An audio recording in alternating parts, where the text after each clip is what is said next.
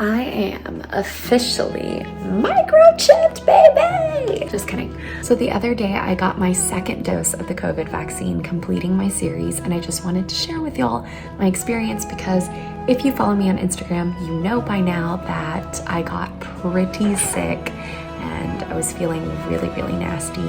So the first video, I'll be talking about my personal experience, what happened, what side effects I got. And then the second video, we'll be talking about the COVID vaccine itself, which one you should get, the side effects, pregnancy and infertility, and more.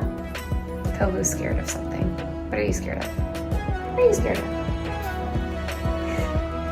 And for those of you new here, my name is Madalyn. I'm a first-year resident in the Northeast, and I'll be doing my dermatology residency training starting next year. If you're not already part of the family, make sure and subscribe and join the muses. Also follow me on my socials. You'll get daily updates there. I post pretty frequently on my Instagram stories, and it would really make my day to see your faces there.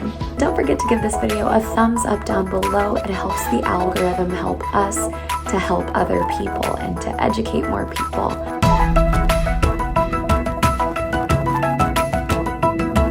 As y'all know, if you follow me on Instagram, I got my final dose of the COVID vaccine. It was the second dose. I personally received the Pfizer vaccine. No, we did not get to choose which one that we got.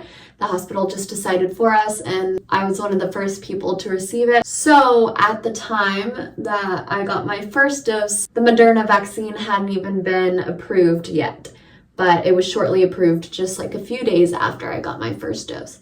So anyways, that's why I got the Pfizer vaccine. I got my first dose back in December and was just feeling super excited about the moment. I ended up not having any adverse side effects with the first dose, which I felt really lucky about. So when you get the vaccine both times, the first dose and the second dose, they have you stay for 15 minutes afterwards just to monitor you for any signs of adverse effects. One of my friends actually did experience some nausea with her first dose, but most people, including me, did not get very many side effects with the first dose. So after receiving the first dose, obviously I went back to work and I was feeling just fine. I just had some mild arm soreness that lasted for about 3 days. It was definitely more sore than any other vaccine that I remember getting. Although I think I remember Hep B being pretty bad as well. So at the time I was being told I was likely going to turn into a zombie, wait until I sprout another head. I was hoping to turn into a titan. None of that happened, unfortunately.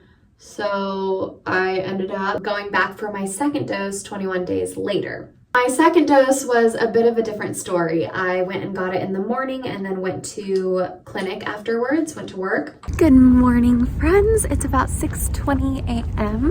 I am back at the hospital this morning, even though I'm on ambulatory this month, because I'm getting my second dose of my vaccine. I'm super, super excited, albeit I can't lie, I'm just a little bit nervous because this dose has a higher risk of side effects, and I just have a feeling that I'm going to get those side effects. But on the other hand, if I don't get those side effects, I'm worried that my immune system won't be mounting a strong enough response.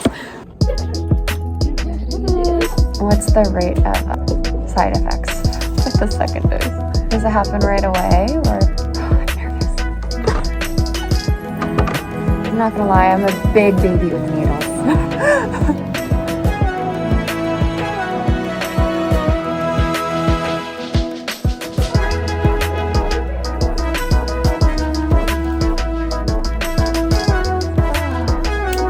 Okay, that's it. Not bad. Hoping that stays that way.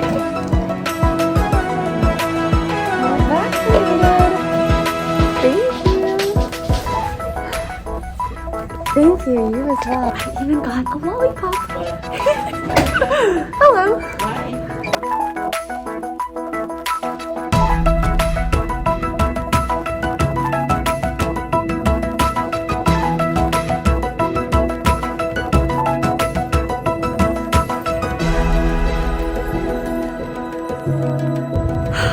It is a good morning. I don't usually like to toot my own horn, but yeah, girl is officially a vaccinated queen.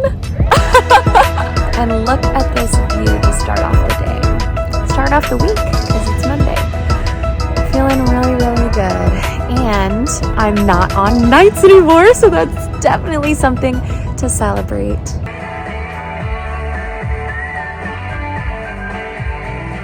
It feels kind of weird not working at 7:30 a.m. because I've been on inpatient for the entire first half of intern year. And now that I'm finally on ambulatory, it feels like such a late start to the day. Also because I'm a morning person, but it's nice.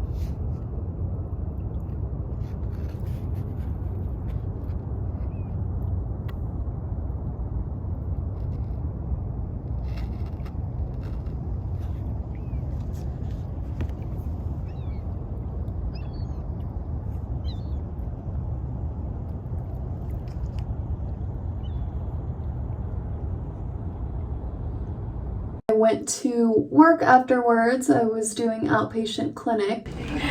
Guess who I'm doing the rotation with again? My favorite. I know. Yeah, she's my favorite. It has been 5 hours since I got the second dose of my vaccine. How are you feeling? I feel really good. How about your arm?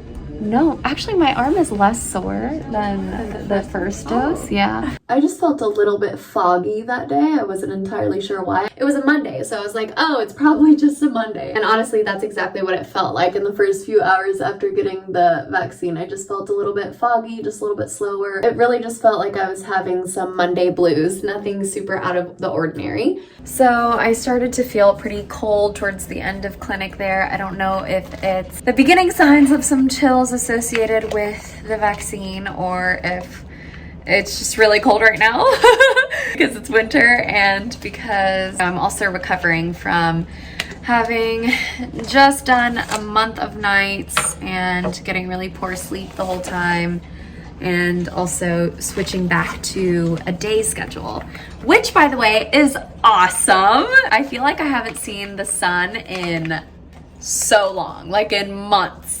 So it was kind of weird today to like walk out of clinic and it be so bright out and like to be in the sun and to feel the warmth of the light on my face. It made me realize that I missed it a lot more than I even realized. So after coming home from clinic, I ate really quick and ended up just falling asleep at around 6 p.m. About 12 hours now after my second dose of the vaccine. I fell asleep at 6 p.m. so clearly I was pretty tired.